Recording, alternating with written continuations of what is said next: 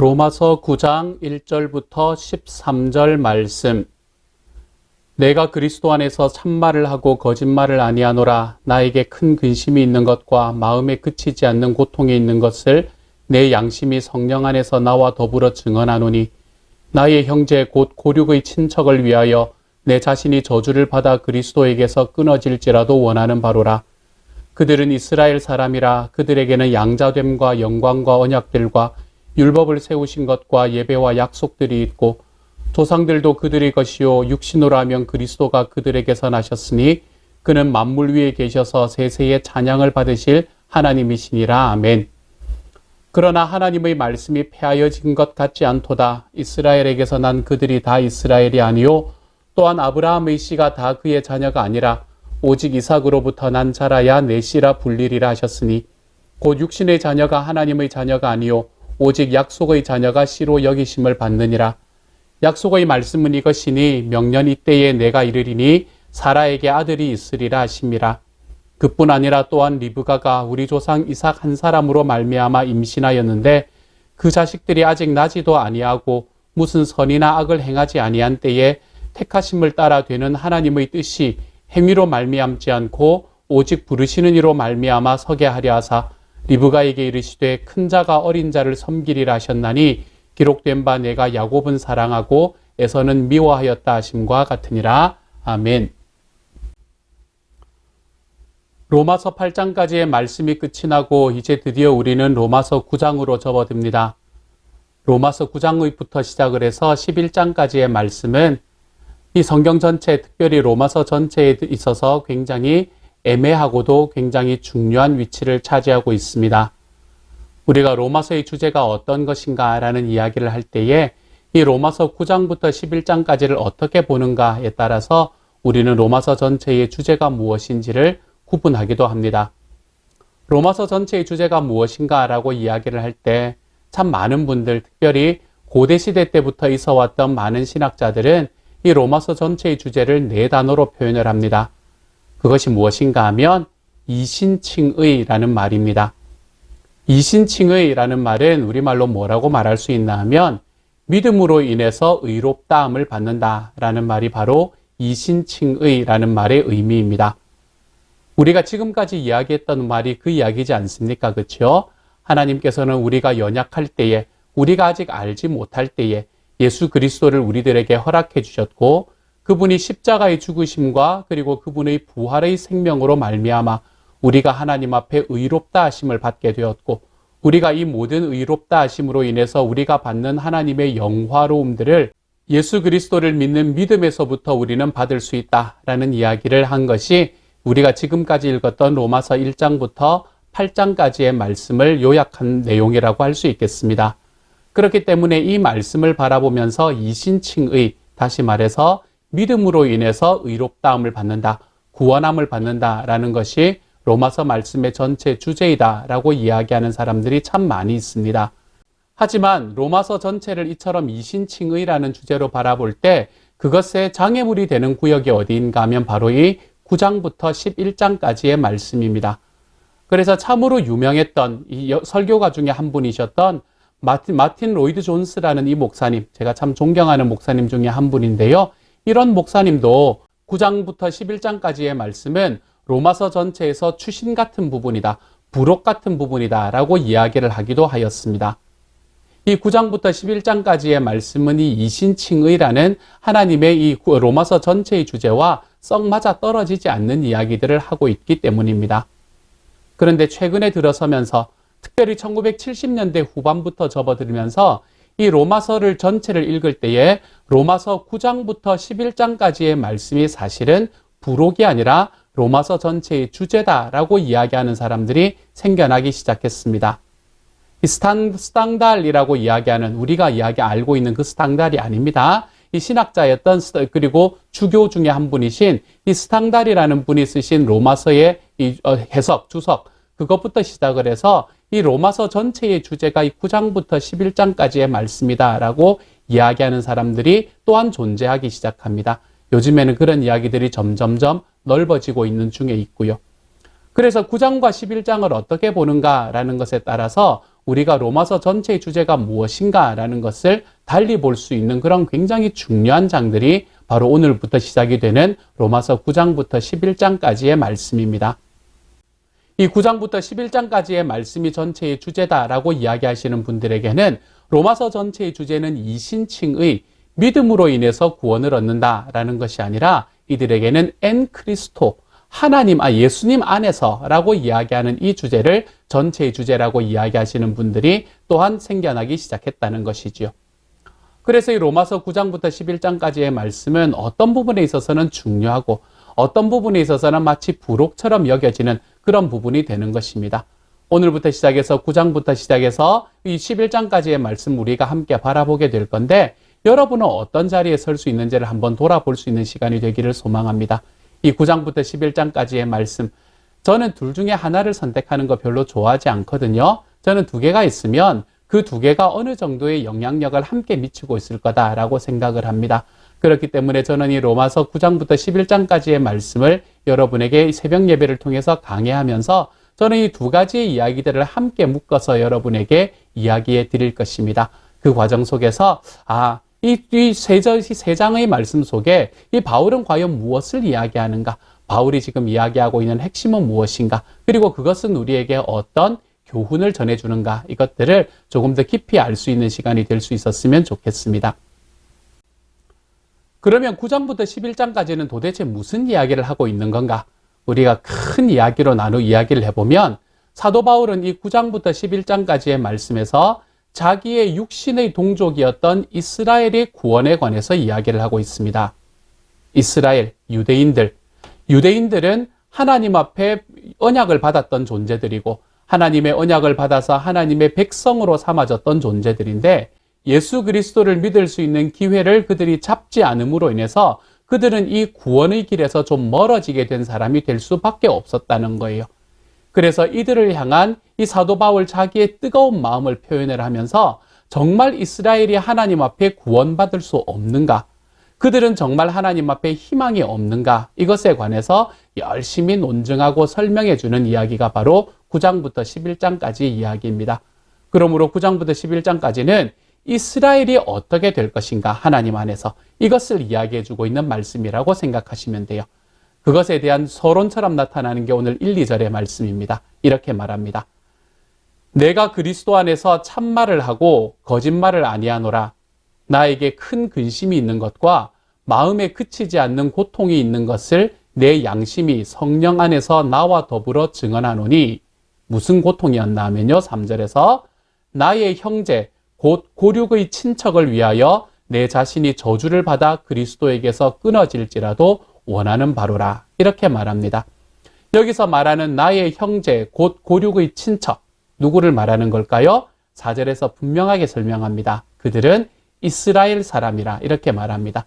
다시 말해서 육신적으로 유대인이 되었던 바울의 친척들, 바울의 가족들, 바울과 같은 민족에 속했던 사람들, 그들을 위해서라면 나의 구원이 없어져도 내가 그들이 구원받기를 바란다 라고 이야기하는 바울의 이 뜨거운 마음, 안타까운 마음을 표현하고 있는 것이지요. 이것은 실제로 그들이 구원받기 위해서 바울의 구원을 빼앗긴다 이런 이야기가 아닙니다. 사도 바울은 지금 하나님 앞에 자기의 이 간절함을 표현하고 있는 이야기가 되는 것이지요. 마치 예전에 하나님께서 모세의 시절 때 하나님께서 이스라엘 백성들의 범죄로 인해서 모세에게 내가 이제는 더 이상 그들을 못 참고 봐주겠다. 그러니까 내가 그들을 멸망시킬 거니까 멸망시키고 내가 너의 후손을 통한 그 백성을 다시 세우겠다라고 이야기하셨을 때 모세가 하나님께서 나의 이 이스라엘 백성들을 멸망시킬 것이라면 차라리 그들을 구해주시고 제 이름을 생명책에서 지워주십시오 라고 이야기할 때에 그런 모세의 간절했던 마음, 그 간절한 마음과 동일한 마음이 바로 오늘 바울이 이야기하는 이 3절의 말씀에서 나타나는 이 간절한 마음이라고 생각할 수 있겠습니다. 사도 바울은 지금 내 민족이 하나님 앞에 구원받기를 나는 간절히 바란다. 차라리 내 이름이 생명책에서 지워지는 한이 있더라도 차라리 내가 그리스도에게서 끊어지는 한이 있더라도 이렇게 될 수 없다는 걸 8장에서 이미 이야기를 했잖아요. 그렇죠? 하지만 그럴 정도의 간절함, 내가 그럼에도 불구하고 내 민족들이 하나님 앞에 구원받기를 바랍니다 라는 사도 바울의 간절함을 표현하고 있는 것이 바로 오늘 앞부분에 나오는 말씀이 되는 것이죠. 그 유대인들은 어떤 사람들이었는가? 4절에서요. 그들은 이스라엘 사람이라 그들에게 있었던 걸 들어봅시다. 그들에게는 양자됨과 영광과 언약들과 율법을 세우신 것과 예배와 약속들이 있고 조상들도 그들의 것이요 육신으로 하면 그리스도가 그들에게서 나셨으니 그는 만물 위에 계셔서 세세의 찬양을 받으실 하나님이시니라. 아멘. 하나님께서 구약시대 때 주셨던 모든 것들이 이스라엘에게 다 존재하는 거예요. 약속도 있고 율법도 있고 예배도 있고 언약도 있고 양자됨도 있고 영광도 있고 하물며 그리스도께서도 이 유대인의 육신의 몸을 입고 나셨다. 이렇게 이야기하는 거예요. 얼마나 가진 특권들이 많았는지요. 이렇게 많은 특권들을 가지고 태어났던 이스라엘. 그럼에도 불구하고 예수 그리스도를 선택하지 않았기 때문에 죽음의 길로 걸어가고 있는 이 이스라엘. 이들이 하나님 앞에 구원받는 것을 위해서는 내가 내 생명을 내놔도 아깝지 않습니다. 사도 바울은 지금 그렇게 자기의 간절한 기도를 표현하고 있는 셈인 거지요. 그러면서 이야기하는 게 뭔가 하면 6절에서요. 그러나 하나님의 말씀이 폐하여진 것 같지 않도다. 이렇게 이야기합니다. 사람들이 무엇이라고 질문을 했을 건가 하면 하나님께서 선택한 하나님의 백성인데 실패하지 않았냐. 하나님께서 그들을 하나님의 백성으로 구원하시는 걸 너의 말에 따르면 실패하시지 않았냐? 하나님이 실패하신 분이냐? 이렇게 질문하는 사람들이 있었던 것 같습니다. 그것에 대한 대답으로 사도 바울은 뭐라고 말하나 하면 하나님은 실패하지 않으십니다. 이렇게 이야기하는 거예요. 하나님의 언약은 절대로 패하지 않습니다. 이렇게 말하는 거죠. 그러면서 하는 이야기가 이스라엘에게서 난 그들이 다 이스라엘이 아니고 아브라함의 씨가 그 자녀다. 하나님께서는 아브라함에게 어떤 약속을 주셨나 하면 내가 너에게 주는 약속은 너의 몸에서 난 사람이 아니라 그냥 너의 자손이라고 받는 것이 아니라 내가 너에게 약속한 바로 그 한 사람 이삭에게서 태어난 바로 그 사람에게 나의 약속이 흘러갈 것이다. 이렇게 이야기를 하셨다는 거예요. 그러면서 하는 이야기가 뭔가 하면 에서도 나고 야곱도 났는데 하나님께서는 에서를 선택한 것이 아니라 야곱을 선택하셨다는 거예요. 그런데 야곱이 선택받을 수 있는 무슨 특별한 행위를 했는가? 그렇지 않다는 겁니다. 리브가에게 작은 자가 큰 자가 어린 자를 섬기리라. 그리고 야곱은 사랑하고 에서는 미워했다라는 이야기를 하나님께서 하셨는데 오늘은 여기서 끝이 났어요. 내일의 말씀과 연결이 돼야 이게 이해가 되는 부분인데 왜 그랬는가라는 이야기에 대해서 이 야곱이 에서보다 뭔가 특별히 하나님 앞에 사랑받을 수 있는 일을 했기 때문이 아니라는 거예요. 하나님께서 그렇게 하기로 선택할 수 있는 자격이 있으신 분이라는 겁니다. 하나님께서는 야곱을 선택하시고 에서를 내버리실 자격이 있으신 분이 하나님이시라는 거예요. 그게 하나님의 능력이라는 겁니다. 그렇기 때문에 하나님께서 이스라엘 백성들이 하나님을 선택하지 못하게 만들었고 하나님을 믿고 예수 그리스도 안에서 구원을 붙잡은 그것을 믿음으로 고백한 이 이방인들에게 또 유대인 그리스도인들 있었잖아요. 그렇죠? 그 그리스도인들이 하나님 앞에 구원받게 하신 이유 거기에는 그 사람들이 뭔가 특별한 일을 했기 때문에 이렇게 하나님의 구원을 받을 수 있는 것이 아니라 하나님이 그냥 그렇게 하시도록 선택하셨다는 거예요. 우리 내일의 말씀에서 보면 하나님이 선택하실 수 있는 권리가 없느냐 이런 이야기를 이 질그릇과 그것을 만드는 사람의 예를 통해서 우리에게 이야기를 해줄 거거든요. 하나님께서는 그렇게 하실 수 있는 능력이 있으신 분이라는 거예요. 그렇기 때문에 우리가 뭔가 특별한 행위를 해서가 아니라 하나님께서 그렇게 하기로 선택하셨기 때문에 하나님이 가지고 계시는 능력으로요. 그렇기 때문에 하나님의 약속을 받았던 이스라엘이 하나님 앞에서 세워지는 것이 아니라 하나님 앞에 믿음으로 고백받은 바로 그 사람들이 하나님 앞에 세워졌다. 이걸 이야기를 하고 있는 것이죠. 그런데 우리가 이스라엘이라는 이야기를 가만히 보면 우리가 이스라엘이 처음에 생겨날 때 어떤 사람이 이스라엘이 되었는지도 우리가 설명을 했잖아요. 그렇죠? 이스라엘이라는 것은 아브라함의 자손이 되었기 때문에 이스라엘이 되는 것이 아니라 하나님 앞에 신앙을 고백하는 사람들의 모임, 그것이 이스라엘이었다라고 이야기를 했었죠.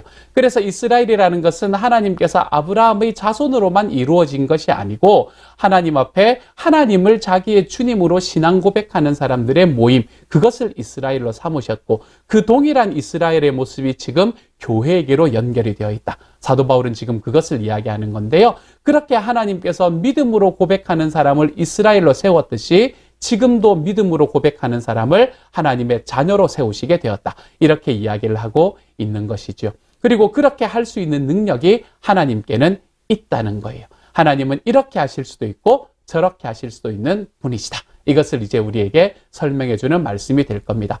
이 말이 전체적으로 이야기하는 말은 무엇일까요? 이 말은 내가 예수 그리스도를 믿는 믿음을 선택했다고 해서 그렇지 않은 사람들의 보다 뭔가 좀 특별한 일이 있는 것이 아니다. 이걸 말하는 거예요.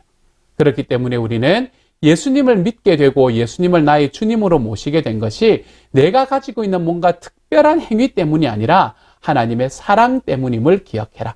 하나님이 사랑하시고 하나님이 우리를 끝까지 붙잡아 주셔서 나에게 불쌍히 여겨주심으로 예수 그리스도를 나에게 허락해 주신 그 하나님의 능력과 하나님의 행위가 나의 삶을 우리 주님 앞에 구원으로 이끌어가는 그 길이 된다. 내가 그것에서 구원받았음을 명심해라. 우리에게 이것을 이야기해 주고 있는 것입니다.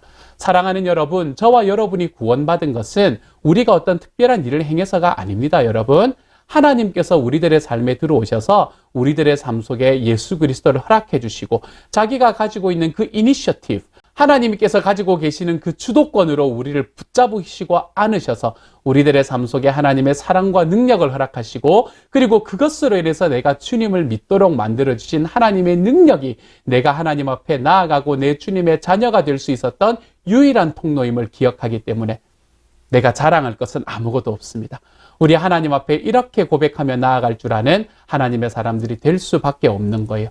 사랑하는 여러분, 오늘 하루 살아가면서 내가 주님을 믿게 되었다는 것이 하나님의 능력임을 기억할 수 있는 저와 여러분이 되시기를 소망합니다. 내가 주님을 알게 되었다는 것이 내가 가지고 있는 무슨 특징이 아니라 하나님께서 나에게 주신 전적인 은혜라는 것을 기억할 수 있는 하나님의 사람이 되시기를 소망합니다.